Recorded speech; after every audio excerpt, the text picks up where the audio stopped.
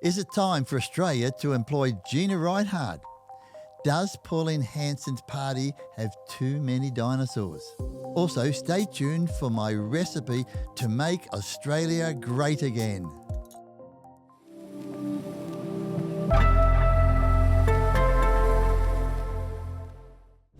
Greg, Yes. well, as in the words of the great late Mr. Packer, Yes. right? Well, you're not doing a very bloody good job with the money I'm giving you. Yeah, you're All talking right, about we're the talking Australian... about the Australian government. Nothing much has changed, I don't think, since the early '90s, and when Kerry Packer made that great speech in front of the assembly there. Some sort of inquiry, I think It was an inquiry of some sort, Yes. and he was basically saying that the tax dollars don't get spent too well in this country. Now, has anything changed in the last Yeah, I've got something... 34 years? I've got something that's got under my fingernails. Okay. A few things, actually. I don't think the Australian politicians really think too much about how they can help the average Australian. Shock horror. Who would have thought this? Who would have thought this was possible? Are you trying to say that there's politicians There's out something there going on. that don't care about the people? They're only interested in the next 4 years. My goodness. Tell me more about this.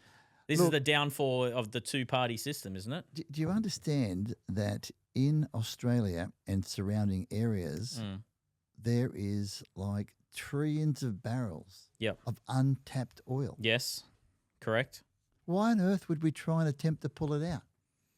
Well, that would start doing a thing which is creating profit for the country, Well, right? I don't. So- we would, and yes, and There are other things as well. To be fair, like there's environmental impacts and things like that as well. But if we're talking about areas potentially that are barren, different story. No, these are places in the middle of nowhere. Most of it's Yeah. actually somewhere right from the top of Northern Territory right down to Perth. So this is not much happening out there in those surrounding That's what I'm areas. saying. Like before the greenies start jumping down our throat, we're not saying the Great Barrier Reef, guys. Of course, we would not want to impact environmental areas. But if there's areas where there's no one there, I've got a feeling there's money in oil. it could be. How do they live out there in Saudi Arabia and places like that? How are they doing? Well, Norway Tell me. have the what is it called? They pay their citizens back with some of the natural resources that they pull out of the country. What, they get a profit? They get a profit. So actually the citizens get money back. How And good is that? there is an Arab... Oh, sure it was Qatar or something like... There was another country that do a similar thing. Yeah, but I do know Norway is something So let me that see. does that. Let's put our thinking cap on for a moment. What about if Australia, the government goes and does a deal with Gina Rinehart, does a deal with Twiggy Forrest because they know how to, they know to harness people and work and whatever, and the government 33% each, and they build one massive oil refinery, pumping oil out of all those different areas, and then putting it to work for our country. Our country would never run out of oil, and we'd make a truckload of money with people buying it off us. Well, could we do that? Well, you're trying to say, Greg, this is the problem you have, right? This is the problem that you have when you say these things. You're trying to say that you want a government to think longer than 4 years. You want them to think longer than the period of time that they're inside there. Okay, so this is the other issue that we have, because when we talk about business, right, and we look at these politicians, we look at Anthony Albanese, people like these are career politicians. They've never run a business. No, they wouldn't have a clue. They wouldn't have a clue how to do it. They've never right? had to get out of bed to make a dollar, knowing that if they don't make it happen, be creative, they don't care. They'll get their check is pinning to the back of their chair when they get to work.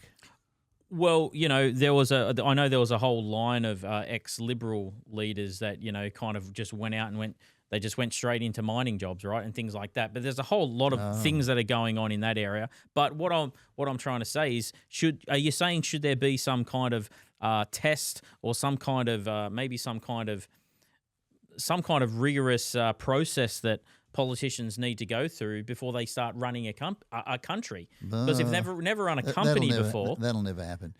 But not only do we have that, we have all this natural gas. We have a lot of natural gas. We could be selling this big time everywhere, making much more money for the country, and plus using it ourselves. What about our water? Look at the rainwater that falls, which a lot falls up in the top end of Australia, just floats out into the ocean. but the rest of the country needs it. What about if they made a super highway of rainwater around the country? Look, if we can build roads, we can build a super highway of bloody rainwater and send it to where it's going to help the farmers. Okay, is that it's a big business idea? You're talking about projects that are longer though than the 4 years that a government's in place. That may take 14 years to pull off, right? But I tell you what. It'd be fantastic, right? That'd be good for the country. So we talk about. I had a friend that just come back recently from Beijing, and she's just blown away with the infrastructure that they have in place there, and the just how easy it is to travel to places, how clean everything is, and she was like, why can't the Western countries be more like this? But the thing is, that's obviously a communist nation, right? So they've been able to just solely focus on the next 50 years. They're not. See, there's the beauty of communism.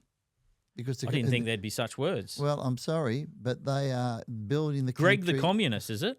Well, not really, but I'm interested in what helps the people. Yeah. I don't know if communism's the answer, though. I don't think ultimately that helps the people. I'm not saying that, but, at least communism doesn't look for 4 years ahead. They look many years ahead. But in Australia, all politicians are interested about their term in office. Which is very, very sad. So they've got no interest in piping water around the country. They've got no interest in drilling oil and trillions of barrels of oil down there. They've got no interest in chasing more iron ore, no interest in chasing all these different areas, natural gases, which can be massive wealth to this country, massive, massive wealth. And then, as I said, piping water around the country. I mean, I know it's hard work. I understand that. I mean, what have we got? We only got the nicest country in the world to live in. Yeah. We only got the best weather in the world to live in. Why don't we make it a magnificent place? So you talk about Gina Rinehart before, potentially why don't we get these people that are creating incredible wealth for themselves and use this for, get them to bring ideas for the betterment of the country. Oh, what a great idea. I mean, that's a genius. Well, your girlfriend, Pauline Hanson, right? She is partnered up with Gina, right? Why isn't Pauline Hanson coming out saying things like this? Pauline and I are chatting. You and Miss Hanson, once you're chatting again? We might have a chat. I thought you had to break up. We might have a chat and talk about this, but gee, willikers, I mean, I don't get upset if these billionaires get more billions as long as they're doing something great for the country. It doesn't matter. Who cares? I mean, can you imagine doing what I just said with drilling the oil, more natural gas, bringing the water around the country? How many jobs would it create? Thousands and thousands and thousands and thousands. And then probably, by the sounds of it, following some of the other countries, it could lead into some sort of profit share back to the citizens of Australia. Oh, stop it. Well, look, it's not the first time that I've said that the two-party system is dead and buried, and I don't think it should exist anymore. And I know that you are saying that potentially, as the next election draws up, that Pauline could come riding in. She could very well. And by the way, they're talking about the polls and her dropping. Well, guess what? She's just gone back up stronger. Yeah. Surprise. Channel 9 News puts up front, Pauline Hanson's, honeymoon's over. No, it's not. Mr. Channel 9 News. It's getting more and more. It's like Trump in the US when they kept indicting him with different charges. Each time his approval rating just kept going up. And she's just done her little run around the world. Popularity went up. So is this a matter of an educational thing that everyone is so focused on Pauline that she's going to be able to bring the change that we need to the country. We know that ultimately all that's a load of bullshit and that there's going to be minor things that'll happen for a period of time. But all the things that she's talking about she wants to do, she can't bring a lot of that stuff into action. It's going to be hard. Yeah. So is it time to just go, well, you know what? If we really want to focus on the future of the country, how do we get to this? How do we get to this nirvana that you talk about where it's without going to communism, because I don't think communism is good in lots of other areas, but how do we get to this nirvana that you talk about where you say communism is thinking of the next 50 years? Can't there be a happy medium? Can't there be a happy medium somewhere? It'd be nice. Haven't seen it. Well, I've seen it in other countries, but not seen it in Australia. Well, we certainly haven't seen it in Western countries. No, right? no. would need a good, strong thinker, a person who really thought for the nation, not thought for themselves. And, they all pretend that they do it for their nation. They don't. They don't do it for the nation, because if you did it for your nation, you really would turn Australia into the most magnificent place to live and work and be so wealthy. And then your capital gains taxes would come down, your GST would come down, all the taxes would come down because you make the country so wealthy. How dare I think this way? Well, look, I think they're all good concepts. They're good thoughts. I'd love to know your thoughts as well. That'd be great. Let us know. Let us know what you think. Email me. Send letters. We want to hear from you. I really do. I mean, I've got a lot of people telling me they don't like what I'm saying, but that's good. Come on. That's good. Keep bringing it, because I want to hear from you. Well, yeah, it's good to have an opinion as well. So let us know. But Greg, as we wrap this up, what is the key thing here, though? That, because I think the change of Pauline is inevitable. So what's the key thing that we can she can bring? Because there's got to be more than just the empty things that she's saying. Or is that enough? Or do you think all she's thinking about is getting in power? I think she's thinking a bit like what we're thinking. You reckon? So you actually think that she's not just thinking, I want to get in power? No, I think she thinks what we're thinking. Yeah, okay.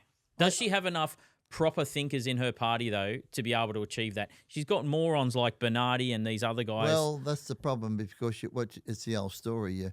You want great new ideas, but you've got the old politicians. You've got the old, and of course they change. And of course, the downside of Pauline, she's got to get younger politicians. She's got too many older politicians, and that's no good. She needs young people.